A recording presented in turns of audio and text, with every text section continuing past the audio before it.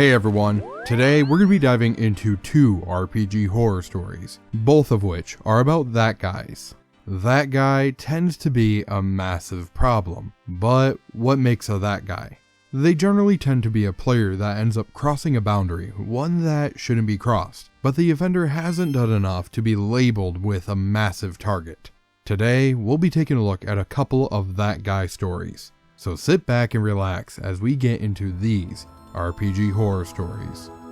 Dude goes from vaguely murder hobo to actual serial killer vibes from Jim Baby. Once upon a time, when I was doing study abroad in college, I joined my new school's tabletop society.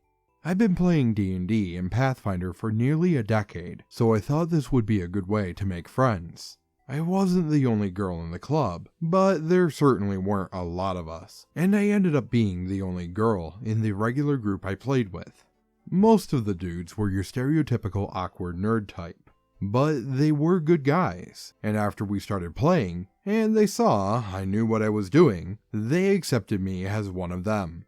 The club met 3 times a week, and we played TTRPGs until the wee hours of the morning. I still have great memories of that year, and the people I hung out with. And then there's that guy. That guy played a goblin alchemist. There were a lot of us at the table, so things could get pretty chaotic pretty fast, but we still managed to build bonds between our characters. That guy, at first, was really friendly and outgoing, and his characters were really funny. Goblin Alchemist especially would always turn the session on its head, which was fine, because none of us were taking it that serious anyway. He attached himself to my fighter character pretty quickly. I was cool with that, because Alchemist players seemed chill, and had a comfortable dynamic with the group. I met up with these guys 3 days a week for months. We really got to know each other. That guy and I became good friends. We even started to hang out outside of club meetings because I was a foreigner, and he offered to show me around the city. I never felt weird or awkward around him until one day, 3 months before I'm set to fly home, that guy confesses that he had feelings for me and wanted to be in a relationship. You need to know, reader, for context, I am one of the most oblivious people on the planet. Any and all signals that was coming went totally over my head. I was blindsided and apologetic because I didn't feel the same way. I tried to let him down easy. I told him that I thought he was a great person, but I wasn't really looking for a relationship, especially since I was going to be flying back home to my country in a pretty short time. It didn't make sense to me to start something I knew I would have to stop. He was upset, which I understood, and I told him I valued our friendship and offered to give him space. He said no, it was okay. Obviously, he would need some time, but he didn't want me to feel like I couldn't hang out with our other friends. It would be fine. It was not fine. At first, club meetings were a little awkward, because his character wasn't buddying up to mine like he usually did. I figured that would happen, and I wasn't surprised by it, so I tried to go on like normal. Over time, Alchemist player became more animated again, and started getting back into our old shenanigans of sowing Pathfinder chaos. And then, things started getting uncomfy. My character rescued a young elf from a bad situation, its own very silly story that I will skip, and the DM allowed me to bring the elf along, sort of as my sidekick. Alchemist insisted on interacting with the elf as well, treating him very affectionately, and insisting that his character and mine were co-parenting the NPC. No one else seemed to take this very seriously, so I didn't either. In-game relationships don't reflect real-life ones after all. But then Alchemist started to get very possessive of my character, and the player started texting me late at night on days we weren't playing. He would say he missed me, or talk about how sad he was that I didn't want to date him, or how badly it was affecting his mental health. I was smart enough to know he was trying to guilt me into going out with him, but apparently too stupid to just cut him out of my life. Regardless, I didn't bite, and told him that if his mental health was really that bad, that he should go speak to a therapist or a counselor. Our school even had some on staff. But that wasn't the answer he wanted, so he would always back off. Until a few days later, where he would text me again, and we would go through the whole song and dance once more. Okay, honestly, I gotta give it to OP. She reacted very well. OP was calm, level-headed, and even willing to step away from the group if it was going to be a problem in their game. If somebody is trying to guilt trip you, and they're playing the mental health card, and claiming that it's your problem that they have poor mental health in order to try to get you to do something, you should tell them to go speak to a therapist. Because the mental gymnastics that requires to justify how somebody else is going to fix their mental health requires a specialist to take care of. At club meetings, I try to stay casual because I didn't want to drag all the other guys in the group in on the drama.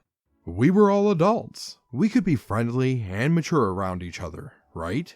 As far as I knew, none of them were aware of what that guy was saying to me behind the scenes. Then, one fateful night, the paradigm was shifted. Another guy in the group, we'll call him Rogue, came over to our table before the game started, when everyone was just chatting and goofing off. Rogue was probably one of the only humans more blind to nonverbal cues than I was. One of his characters was literally poisoned by another member of the party, who poured the poison in his drink right in front of him, but the player was playing a phone game at the time and wasn't paying attention. Anyway, Rogue comes over to our table and slides right on up to Alchemist, and says, just loud enough for all of us to hear, "Hey, I heard you've got a crush on a redhead in the club." The table went dead silent. There were only 2 redheads in the club, one of which was, of course, me. To be fair, the other one was another very sweet, very pretty girl, who it could have been. I could tell from the blissfully unaware look on Rogue's face that his head was empty of all thoughts and implications of what he just said. However, I could also tell that every other one of the guys present knew exactly who Alchemist had a crush on. I could also tell that none of them knew I was aware of it. It was a painfully awkward and, in a strange way, funny moment. Alchemist somehow managed to not answer Rogue's question, and everyone else rushed to start the game, so they had an excuse to not talk about it. But somehow, that moment cracked open Pandora's box of cringy behavior. Alchemist's possessiveness started to bleed out of character. While that guy was still chipper and outgoing to everyone else, there was now a sharper edge to his jokes. He started being a dick to other guys I was friends with, but he always played it off like it was a joke. The text about how I was ruining his life by not dating him were still coming fast and strong.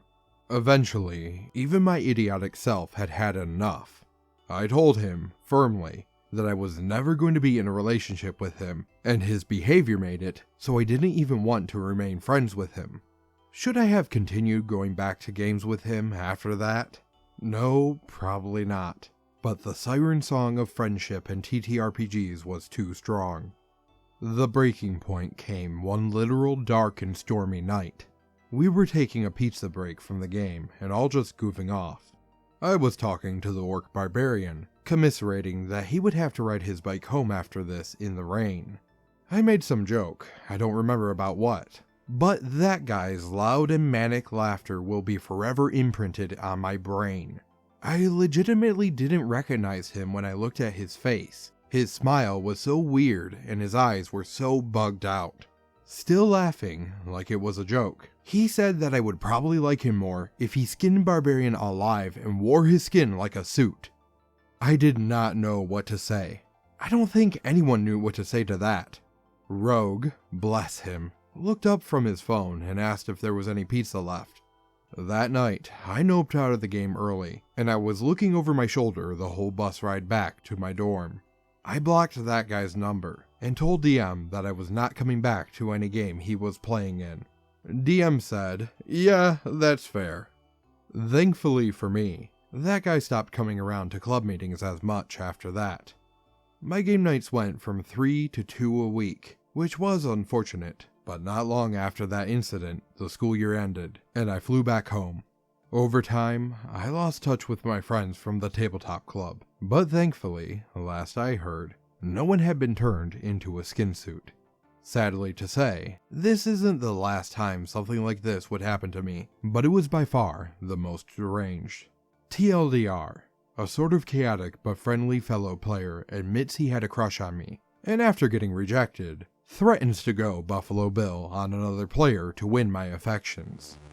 That's pretty cringe. I'm not sure if OP was just trying to get some upvotes on Reddit, or if there's missing context that goes with his statement.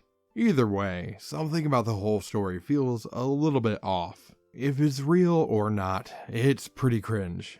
Glad that it didn't escalate more than it could have. Let's go ahead and dive into the second story. Turns out, the super lucky player was fudging her rolls, and no one but the DM cared. By Nej Ilhuna. I've been playing for a few years with a group of friends on the same campaign, with our forever DM doing his fully homebrew world and heavily edited rules, as well as never saying no to an action. That would usually be a red flag, but he had experience and passion, and so the game unfolded nicely. We played in real life, and rolled dice with the same app on our phones, showing everyone the results. One player, let's call her Lucky, was known to have ridiculous rolls. Her failing in action was as much an event as a nat 20 for the rest of us. She showed her results just like everyone, and the game was pretty easygoing, so nobody took it too seriously. However, the easygoing thing wasn't satisfying to the other players anymore, who had a discussion with the DM to have more risks and consequences. He accepted, but said it would take time to adjust his system, and offered us a spin-off, with harder difficulty and new characters in the meantime.